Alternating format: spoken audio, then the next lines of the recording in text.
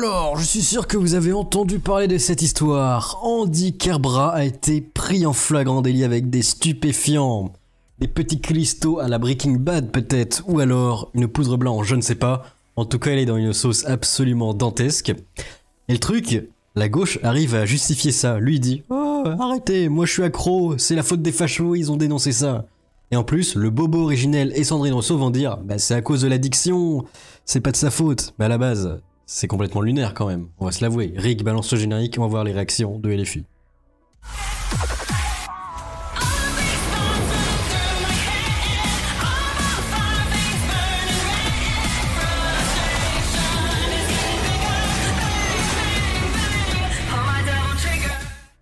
Alors...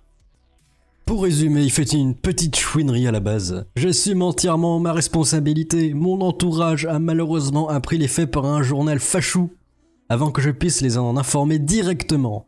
Cela interroge une nouvelle fois sur la porosité entre des sources policières et les fachous. Face à des problèmes personnels et la fragilité psychologique, j'ai pu consommer des drogues de synthèse et suis pleinement conscient de leurs effets sur la santé et notamment sur la mienne. Après avoir consulté mon médecin, je vais suivre un protocole de soins. Il me permettra de reprendre mon activité parlementaire. C'est bizarre. Là, il consulte son médecin juste quand il est grillé. C'est assez rigolo, ça aussi. Avant, tu le fais pas. C'est assez loufoque, ça aussi. Pas vu, pas pris, mais là, du coup, il est pris. Et ce qui est lunaire, c'est la réaction de LFI et compagnie. Vous allez voir, c'est incroyable. Le bobo originel et Sandrine Rousseau. Avant de commencer la vidéo, j'avais envie de parler de ça, mais déjà, c'est pas le fait des accros. Ça peut arriver. Tu peux tomber dans la drogue, ok, mais c'est surtout quand t'es un député, t'es censé être irréprochable, respecter les lois. Parce que c'est toi qui les produis, les lois à la base. Si tu les respectes pas toi-même, c'est chaud. C'est grave. Et techniquement, il doit être radié et puis on doit en remplacer par un autre. Parce que c'est pas possible. Mais bon, vu que la drogue c'est soft, allons-y quoi. Allez, on va regarder le bobo originel. Il y a une vraie épidémie de chemsex. Ah, le bobo originel s'y connaît apparemment. On veut pas savoir. Vous dites que c'est pas un problème politique, c'est un problème humain. Moi, je pense que c'est un problème politique. La question de l'addiction est un problème politique. L'addiction à la drogue, vous avez parlé aussi tout à l'heure de l'addiction à l'alcool. Ce sont des problématiques politiques sur lesquelles il faudrait que nos représentants, qu'ils soient à l'Assemblée nationale, au Sénat ou nos ministres, se penchent. Et se penchent de façon urgente. On se souvient, en fait, on en a beaucoup parlé au moment de l'affaire Pierre Palmade, qui était un consommateur énorme de drogue et qui avait ces soirées de chemsex. Alors tout le monde a appris à ce moment-là ce que c'était que les soirées de chemsex, c'est-à-dire faire du sexe sous drogue, il y a une vraie épidémie de chemsex, notamment dans la communauté homosexuelle. Et pour l'instant, la réponse des pouvoirs publics, elle est assez nulle, elle est assez inexistante. Or, on en a besoin. Moi, je vous le dis, en tant qu'homosexuel, il y en a besoin dans ma communauté, que vraiment, il faut pas stigmatiser, il faut absolument pas stigmatiser. Faut pas stigmatiser, mais tu dis que c'est la communauté homosexuelle qui fait le chemsex. C'est bizarre quand même. Oui, le groupe en tant que tel. Ni le groupe en tant que tel, ni même ceux qui consomment. Il faut pas stigmatiser Andy Kerbrat parce qu'il consomme. Il fait ce qu'il peut avec ce qu'il a. Il a un problème avec son addiction. Il va suivre une cure de soins. En revanche, il faut l'aider. Et il faut aider collectivement aussi tous ceux qui souffrent aujourd'hui d'addiction dans notre pays. Ok. Mais comment du coup? Parce que aider, c'est bien beau d'ouvrir des centres, mais tant que tu règles pas la source du problème, il y aura toujours le problème en fait. Mais c'est bien beau d'ouvrir des centres, faire des préventions, mais on voit que c'est très limité l'efficacité. Je sais pas, avec le VIH par exemple, là, on est bombardé de trucs avec le préservatif depuis l'école, tout ça. Est-ce que ça diminue vraiment? Non, il est toujours là. C'est toujours stable le taux d'infection. Les addictions, c'est pareil, c'est toujours la même. La cigarette avec le gouvernement qui fait oh, on va, c'est pas bien le tabac, arrêtez de fumer. Ils font des trucs de pathos, ok, mais fumer tue, c'est cool, mais quand t'es addict en fait. Donc, soit t'arrêtes complètement, soit t'augmentes pas de façon hypocrite les taxes dessus parce que tu te fais max doubler, c'est complètement hypocrite. C'est quand même machiavélien tout ça. Évidemment, Sandrine Rousseau. Qu'est-ce qu'elle va nous dire? En fait, ça pose une question assez fondamentale qui est quand on est consommateur et quand on est malade d'addiction, je rappelle que c'est une maladie, comment peut-on traiter les personnes qui sont malades de cette addiction? Et là, je l'ai soutenu parce que je pense que comme il a reconnu les faits, qu'il n'a pas essayé de s'en cacher et qu'il a dit qu'il entrait dans une procédure de soins. Il s'en est pas caché, bah oui, mais il est grillé, c'est bon. Quand on a toutes les preuves devant, t'es pris en flaque, tu vas pas dire « Eh non, c'est pas vrai, c'est un complot des Illuminati ». Eh bien, nous devons regarder ça comme ça, c'est-à-dire c'est un problème de santé publique. Aujourd'hui, les addictions sont des problèmes de santé publique, et donc nous avons vraiment à changer notre regard sur les consommateurs de drogue pour les prendre pour ce qu'ils sont, c'est-à-dire des personnes fragiles, souvent. Du coup, toi, tu mets des gens qui votent les lois, des personnes fragiles qui votent les lois, des gens instables. C'est pas très professionnel quand même. Avec des problèmes psychiques parfois, et en l'occurrence, et souvent avec une dépendance à un des produits. Et vraiment, la criminalisation des consommateurs va à revers de toute politique de santé publique et de protection des personnes. Du coup, on criminalise qui du coup? La drogue? Bah ça, on voulait pas criminaliser la drogue, vous voulez la légaliser. Et d'un autre côté, faut pas criminaliser les gens. Alors on fait comment? On s'est fait ce que vous voulez. Et puis après, on paye les frais d'addictologue. Je comprends pas, il y a aucune colonne vertébrale en fait. Où ça lag? Le Lagos.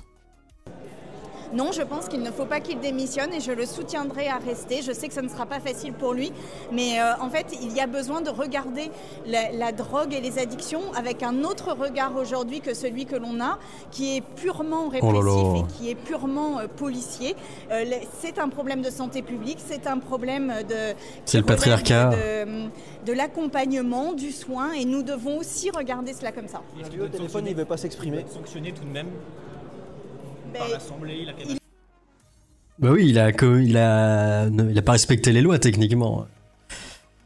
Normalement, faut appliquer des sanctions. Est-ce qu'ils vont être logiques sur ce coup-là, Sandrine Rousseau? Est-ce que tu vas être logique? Il a été sanctionné puisqu'il passe en... Enfin, c'est pas une comparution immédiate, mais il a une amende à régler. Donc, de toute façon, la justice est passée. C'est moi une petite amende nette pour... Il n'y a pas de problème. J'ai pu échanger avec lui. Petite amandounette. Aujourd'hui, il y a une forme d'ubérisation de la vente de drogue, où en fait vous mettez un message et puis derrière vous ne savez pas qui est-ce qui va vous fournir.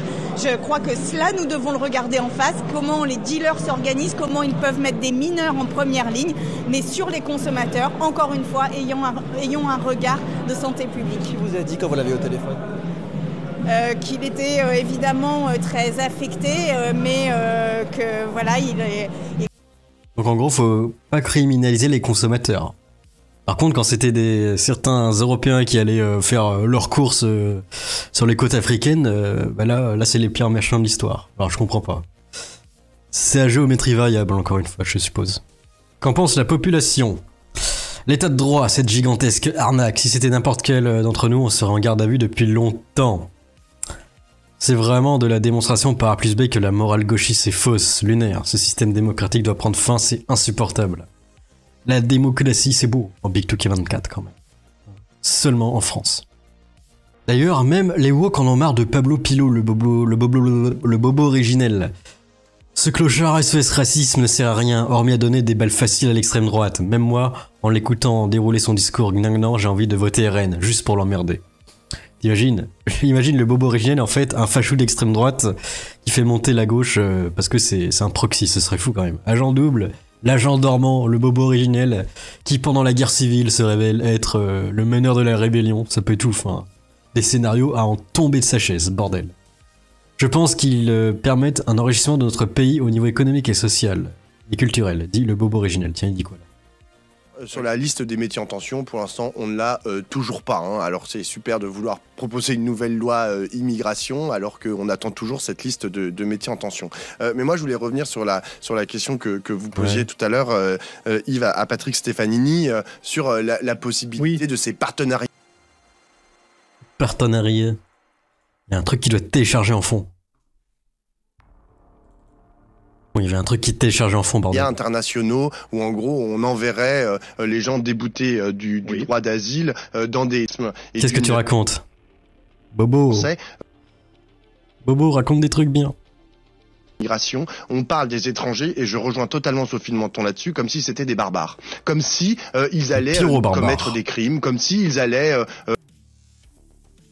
Ça veut pas la connexion. C'est exactement l'inverse. Je pense qu'aujourd'hui, ils permettent un enrichissement de notre pays à énormément de niveaux, au niveau économique, au niveau culturel, que en plus de ça, au niveau humain, il est un devoir, je pense, des Européens que de les accueillir le plus dignement possible, et que tout ça est mis de côté parce que vous avez une extrême droite européenne. Non, il a dit le deuxième mot, c'est les fachous. Pour aller sans arrêt vers leur accorder de moins en moins de droits et renier ce qui fait notre humanité commune. L'humanité du bobo, et ça c'est beau. Bref, qu'est-ce que vous pensez de cette vidéo totalement linéaire? Est-ce que la gauche continue à s'enfoncer dans le trou? Laissez vos avis dans les commentaires. Allez, à plus. Amogus.